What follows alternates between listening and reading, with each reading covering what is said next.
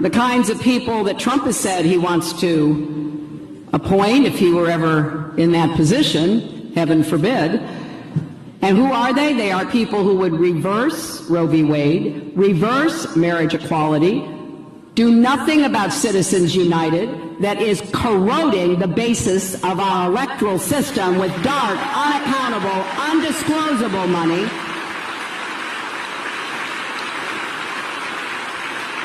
And for so many people, this becomes one of the most important reasons to vote.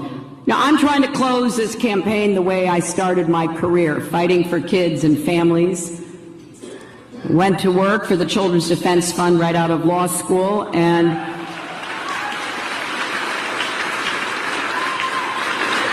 have had the great privilege of working to open schools for kids with disabilities, stand up against discrimination that keeps African American kids out of schools, try to do what we must to reform the criminal justice system so that it is not discriminating against African American and Latino and Native American people.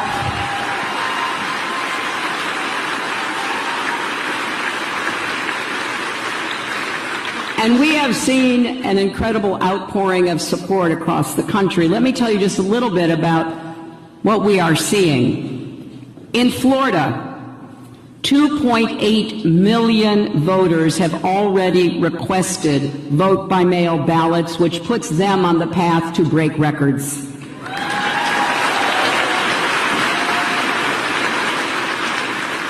In Iowa, registered Democrats are outvoting registered Republicans by a margin of nearly 2-1.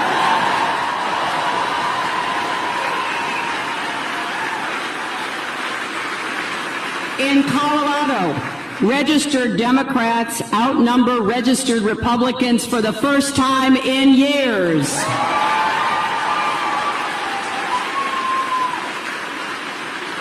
And in North Carolina, ballot requests are up from African Americans, Latinos, and Asian Americans who are going to be turning out in record numbers.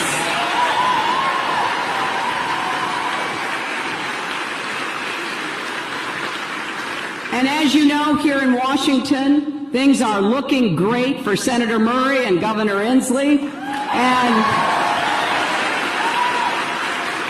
if everybody does their part here in this state, we can make sure your governor has 2 majority Democratic chambers to work with.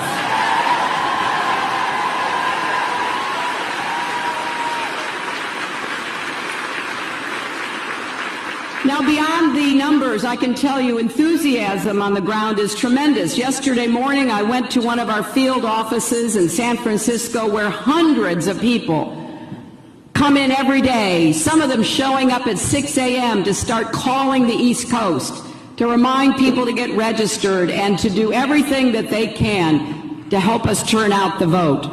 And if you get a chance, you should really check out the OH Votes Early. That's Ohio, OH Votes Early, hashtag on Twitter. There are such inspiring stories. I was seeing some of them on TV and online that were being sent and broadcast of people standing in line starting the night before early voting began because they were so determined to be sure that their vote counted. Everything we are seeing reflects that Americans understand how critical this election is, and they are ready to stand up and vote for the kind of country that they believe represents the best of our values, who we are, who we can be together. So, my friends here in Washington, a big vote is not only important to send that message from this great state, but also to elect Democrats down ballot. So if you believe as I do that no matter who you are or what you look like or who you love, you have a place in America, then you've got to vote, and you've got to get your friends and your family to vote.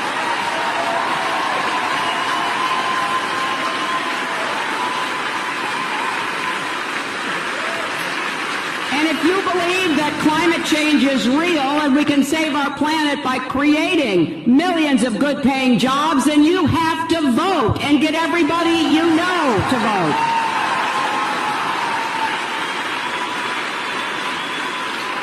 We can go down every single issue you care about, because it will be on the ballot. Maybe not listed, but represented. My name may be on the ballot, but everything we care about is actually there too. If you know anybody who's thinking of voting for Trump, please stage an intervention.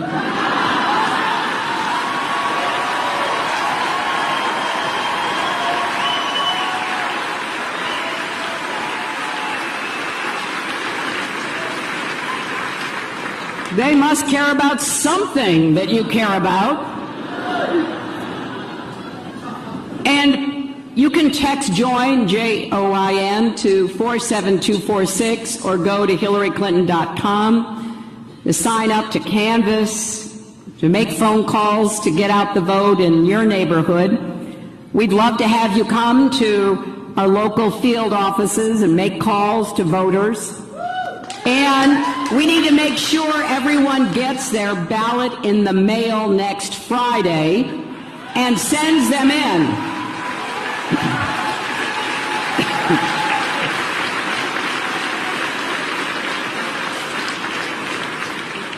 And maybe one of the additional arguments you can make to those friends who may be straying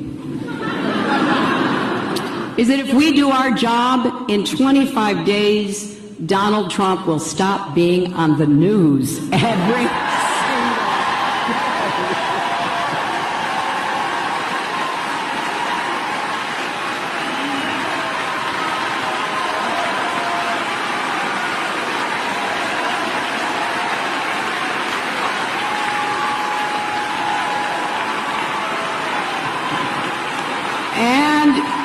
Remember, friends don't let friends vote for Trump. You know, when I think about this election, I often think about my late mother, who was the most important influence in my life.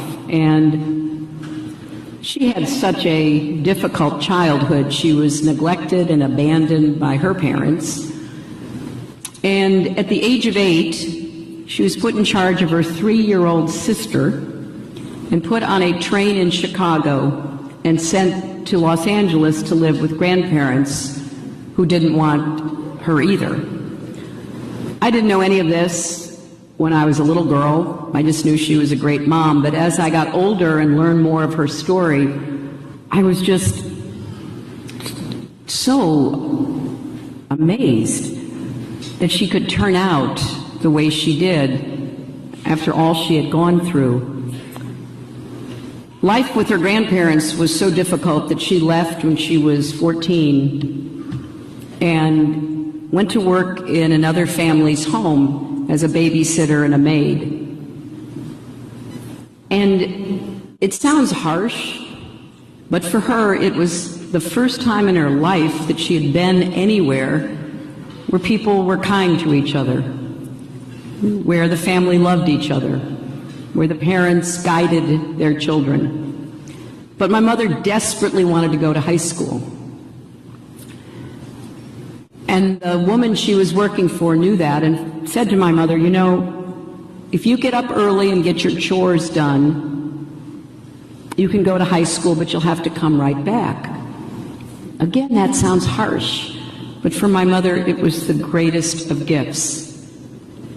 So she did, all during her high school years, get up really early, get her chores done, and then literally run to high school.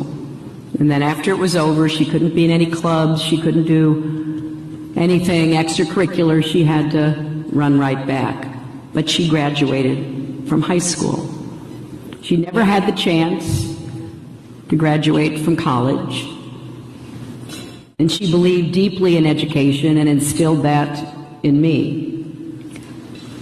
And I asked her one time, how on earth did you make it through without becoming bitter and broken?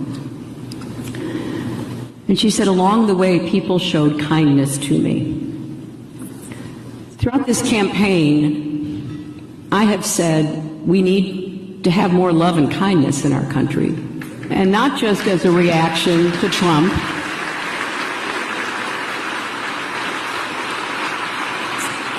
but because our whole democracy is held together by mutual respect, by understanding what someone else wants and what you want and how you work through to obtain compromise. I'll tell you, two of the people who understand that better than anybody else that I have met and worked with are your two senators.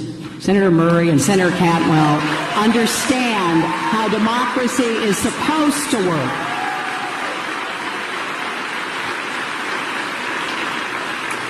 I tell you that story because for me, it is about having a victory on November 8th. But much more than that, it is about asking all of you to partner with me from the local level to the national level, to find ways that we can make sure that there are opportunities for everyone, particularly our kids and our young people. I want us to start looking after each other again. I want us to find ways to help people who are feeling left out and left behind, and there are too many of them right now in our country. We need to pass some laws and we need some real national commitments, but we also need people to support each other. So I will be asking for your help.